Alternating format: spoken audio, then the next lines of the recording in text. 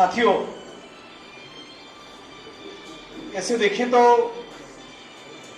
ऐसा कोई भी मोबाइल अपना साइलेंट करिए मुद्दा बाकी नहीं रहा जिसके साथी वासु या सेंथिल साहब ने और दूसरे साथियों ने बात न की। मैं केवल गुजरात से चल के केवल ये कहने के लिए आया हूं कि जो चीजें गुजरात में हम नहीं कर पाए, कम से कम वो बसवन्ना की धरती पे हो जाए। अभी 2-4 दिन पहले कुछ इंटरनेशनल सेलिब्रिटीज भारत के किसानों के समर्थन में लिखे, जिसमें से कुछ लोग केवल इतना लिखे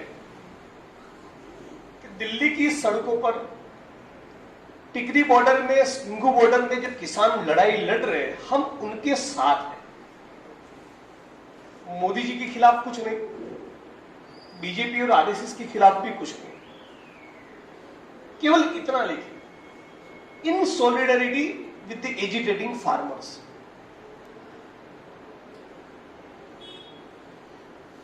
सामने, और ये शायद अमित शाह का ही कमाल हो सकता है, बॉलीवुड के सेलिब्रिटीज और भारत की पूरी cricket team including Sachin Tendulkar को काम पे लगा दिया।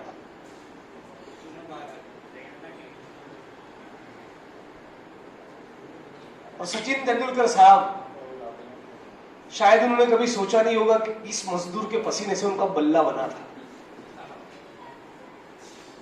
किस मजदूर के पसीने से उनका हेलमेट या ग्लोव्स बनते होंगे, किस किसान के खून और पसीने से बना हुआ रोटी वो भी खाए होंगे। वो तो इतने सालों में कभी सोचा नहीं।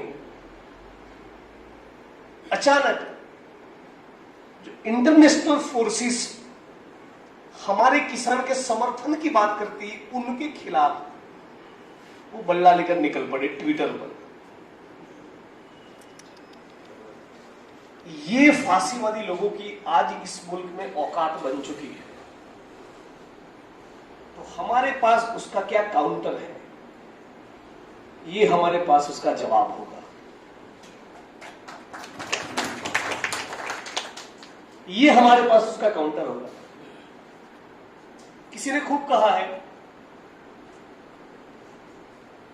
कि दुनिया में बुरे लोगों की बुराई से ज्यादा नुकसान अच्छे लोगों की खामोशी से हुआ है।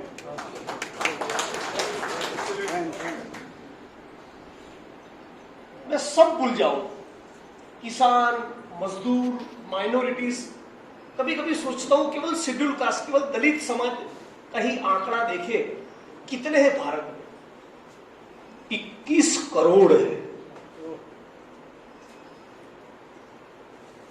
दलित, मुस्लिम और ओबीसी कम्युनिटी के दूसरे कुछ गरीब तबकों को साथ में जोड़ ले,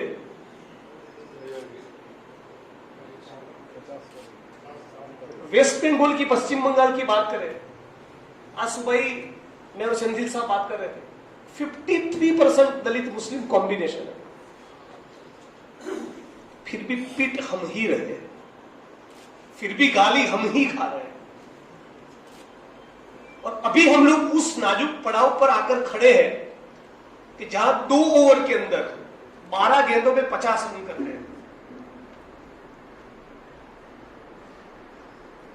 जब 10 ओवर में 50 रन करने थे, तब वो सेंस ऑफ अर्जेंसी हम में पैदा नहीं, तब बहुत सी गेंदें हमने खाली छोड़ दी, फुलटॉस में भी शॉट नहीं मारा। अभी 2 ओवर में 50 रन करने हैं, उस मुकाम पर आके हम लोग खड़े हैं। मैं तो केवल यही कहने के लिए आया हूं, उस दिन का इंतजार नहीं करना जब 6 गेंदों में 6 छक्के मारने पड़े। कुछ वक्त अभी भी है।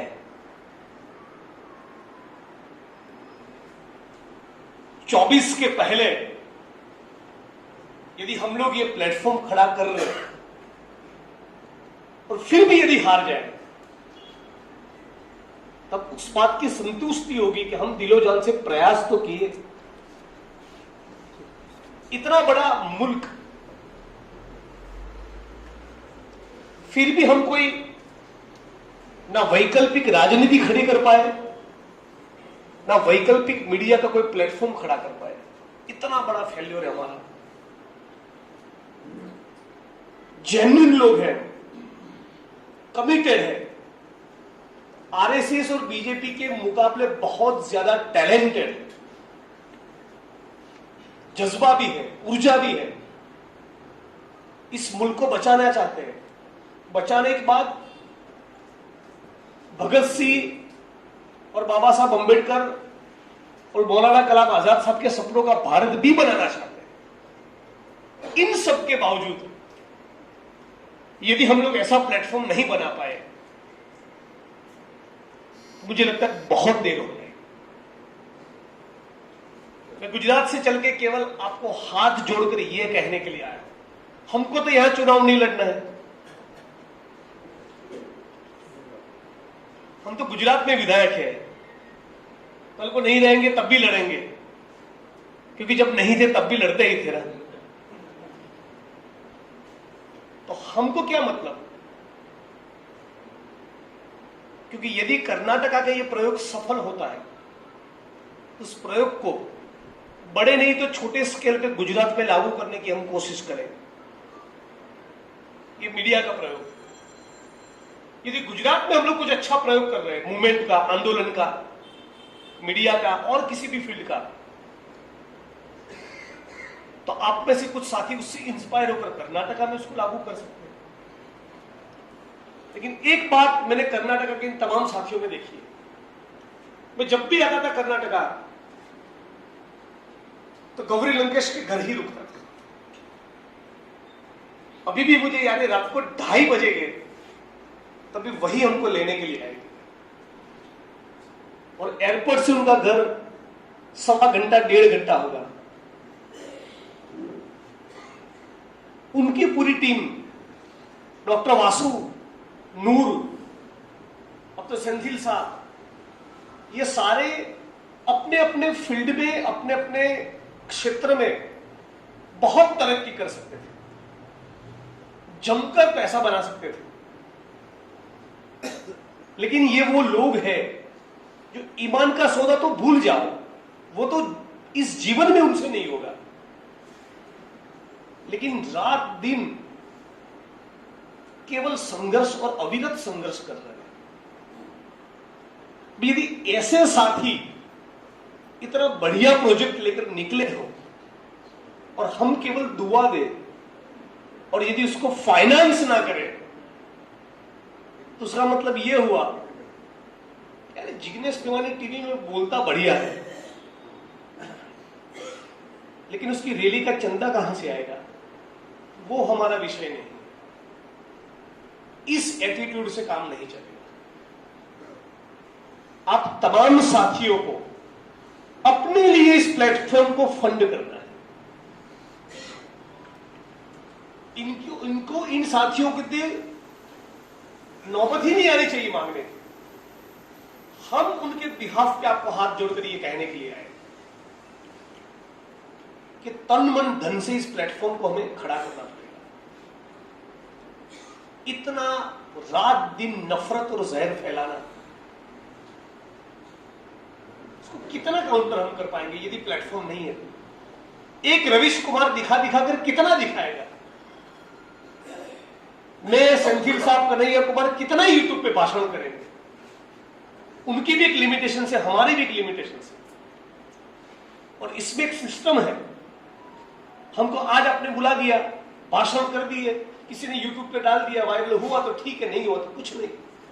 यहां पर तो सिस्टम खड़ी होगी। अडवाणी सोमनाथ से यात्रा लेकर निकले थे, उसके पहले 15, 20, 25 साल तक गुजरात में इस बात को घुमाया गया, चप्पे चप्पे में। मोहम्मद गजनी ने हमारे सोमनाथ के मंदिर को लूटा हो भाई, तो वो जहन में उतरा। तब यदि हमारे पास ऐसा प्लेटफॉर्म होता तो काउंटर करके कहते कि जब वो मुल्तान से निकला तो पहले मुल्तान की मस्जिद को भी लूटा था, क्योंकि राजा हो या नवाब, उनको जो धन दौलत हुआ करती थी मंदिरों और मस्जिदों में, उससे मतलब था। मजहब को गाली नहीं देना चाहते थे। ये बोलेंगे कहां पर? यदि वो बोलने का प्लेटफॉर्म 80 में 90 में 2002 के पहले गुजरात में हमारे पास रेडी होता, उनके प्रोपेगेंडा को काउंटर करने का इस प्रकार का प्लेटफॉर्म, तो शायद गुजरात को, कर्नाटका को और पूरे मुल्क को आज ये दिन देखने की नौबत नहीं आती।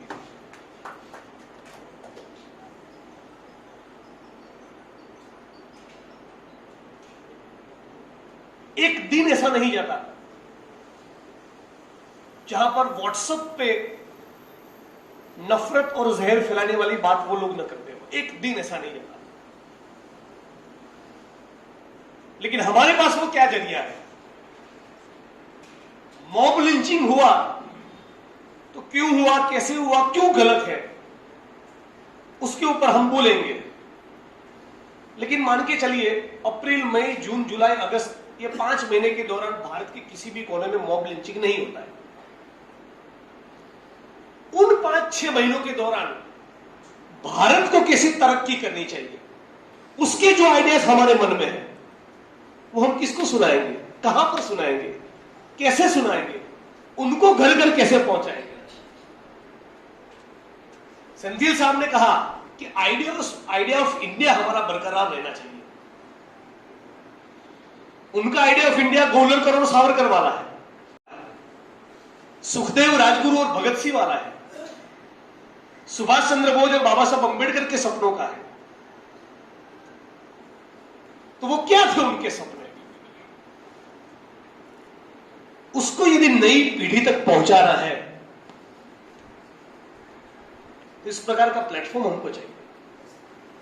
आरएसएस, मोदी और बीजेपी जो कर रहे हैं इस मुल्क को तोड़ने के लिए, बांटने के लिए, उसको काउंटर करना एक बात है, लेकिन उसके साथ साथ हमें कैसा भारत चाहिए, क्यों शहीद आजम भगत सिंह बलिदान दिए, क्या कंट्रीब्यूशन रहा सरदार पटेल का, उसकी बात करने के लिए भी हमको एक जरिया चाहिए। ये रहा वो जरिया, और ये हम सबका प्लेटफॉर्म। हमको भी ऐसा मुल्क चाहिए ना। यदि ऐसा मुल्क नहीं आज जो चल रहा है उसमें तो हमको भी घुटन होती है, तो हम तो अपने लिए कर रहे हैं ना। हमको भी ऐसे मुल्क में घुटन होगी ना जहां दंगे हो, फर्जी मुठभेड़ हो, मंदिर मस्जिद हिंदू मुसलमान के नाम पे लड़ाई हो, तो हम भी नहीं जाएंगे ना। हम तो शादी नहीं किए, लेकिन मेरे भाई की बच्ची है 3.5 साल की, तो हम नहीं चाहेंगे कि इस नफरत के माहौल में वो पले बढ़े।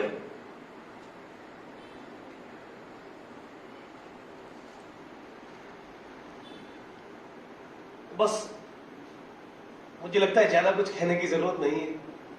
आप तमाम साथी मेरे घर के, आप मेरे परिवार के लोग हैं। मैं जब दिल्ली जाता हूं तो दिल्ली में पार्लियामेंट स्ट्रीट पे भाषण करता हूं, या मध्य प्रदेश गया तो इंदौर या भोपाल में कहीं हमारा सेमिनार होगा, कॉन्फ्रेंस होगा, रैली होगी। राजस्थान गए थे, जयपुर में होगा। लेकिन कर्नाटक ऐसा है जहां हम केवल बेंगलोर में भाषण नहीं करते, पूरे कर्नाटक में घूम लिए। इतना प्यार हमको यहां पे मिला।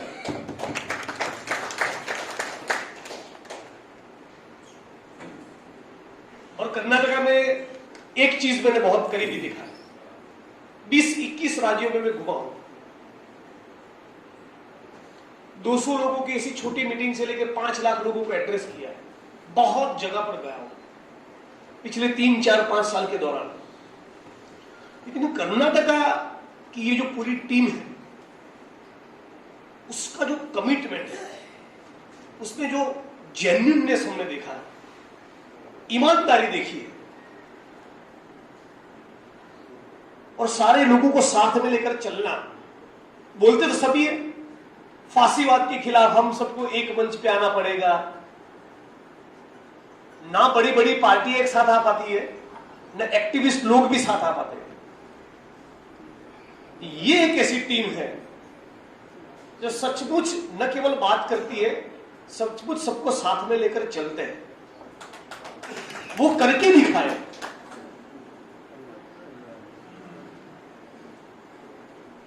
तो इतना बढ़िया प्लेटफॉर्म हम लोग जो खड़ा करने जा रहे हैं, उसमें आप तमाम साथियों का पूरा साथ चाहिए, तन मन धन से मदद चाहिए। कोई केवल पैसा लेके फिर उस व्हाट्सएप के मैसेज को आगे फॉरवर्ड ना करे, वो भी नहीं चलेगा। और कोई केवल मैसेज को फॉरवर्ड करे, आर्थिक रूप से सहायता ना करे, वो भी नहीं चलेगा। हमको यहां से लिखने वाले लोग भी चाहिए। बढ़िया सा कोई फेसबुक का पोस्ट बना है, व्हाट्सएप का पोस्ट बना है, या आर्टिकल तैयार हुआ है, या वीडियो बना है, उसको सर्कुलेट करने के लिए आधा पौना घंटा खराब करने, एक एक्टिविस्ट, मीडिया एक्टिविस्ट की तरह उसको घर घर पहुंचाने का जज्बा रखने वाले साथी भी चाहिए, और उस पर चंदा देने वाले लोग भी चाहिए। इन तीनों फ्रंट्स पे हमको काम करना पड़ेगा। और यदि एक स्टेट पे हम लोग ये एग्जाम्पल सेट करके दिखाए, मुझे लगता है पूरे राष्ट्रीय स्तर पे ऐसा प्लेटफॉर्म खड़ा हो सकता है। और उसको खड़ा होने में लगे 10 साल। हम कहां कल परसों मरने वाले हैं, और कल परसों मर भी गए, आने वाली पीढ़ी के लिए कुछ प्लेटफॉर्म छोड़ के जाएंगे ना।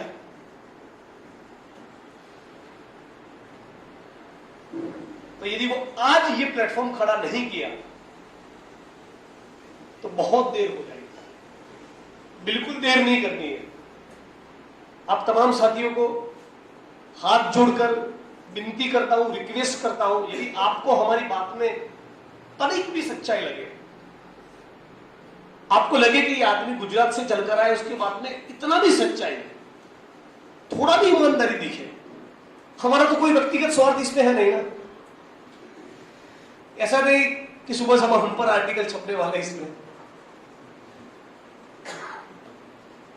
तो मुझे जो कहना था वो तमाम बातें मैंने आपके बीच में रखी। मुझे यहां बुलाने के लिए कर्नाटक के अपने सभी साथियों का, मतलब अपने ही परिवार का शुक्रिया अदा। और आप तमाम लोग अपना वक्त निकाल कर यहां आए, बैठे, इस बात को, इस प्लेटफॉर्म की अहमियत को समझे, इसके लिए आप तमाम लोगों को मैं दिल से धन्यवाद करता हूं। और मुझे पूरा यकीन है, पूरा उम्मीद है कि आप केवल यहां से रिसोर्स नहीं देंगे, पूरे कर्नाटका में, देश में जहां जहां पर भी आपके संपर्क है, उन तमाम साथियों को भी बोलेंगे कि भटकड़ से भी कोई रवीश कुमार निकलेगा।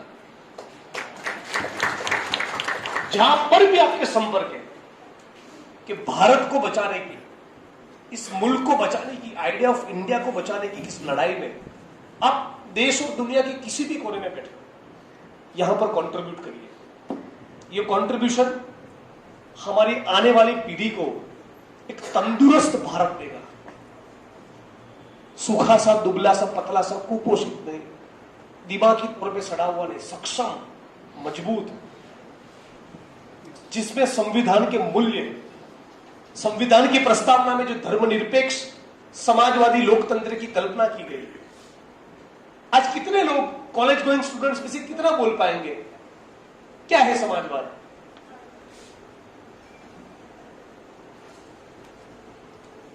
कहां वो सपना था जो समाजवादी इस मुल्क में आए।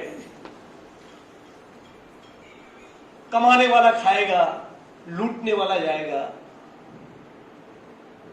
कौन बनाया हिंदुस्तान भारत के मजदूर किसान? कहां गए वो सारे नारे? इन नारों के साथ जो लोग पले बड़े हो, ऐसी पूरी जनरेशन उनको तैयार करनी पड़ेगी। वही होगा आरएसएस का काउंटर। तो थैंक यू सो मच। अब तमाम साथियों का समर्थन रहेगा, और जितने भी साथी इस प्लेटफॉर्म में कंट्रीब्यूट कर पाए, उन तमाम साथियों को बकायदा हाथ जोड़ के मैं विनती करता हूं कि प्लीज इस पे कंट्रीब्यूट करिए, फंड करिए, आपका परिवार का प्लेटफॉर्म है। धन्यवाद, थैंक यू सो मच। और मुझे उम्मीद और जीतेंगे। वो कहते थे ना कि आएगा तो मोदी ही, जाएगा तो मोदी भी, वो भी अमर नहीं है।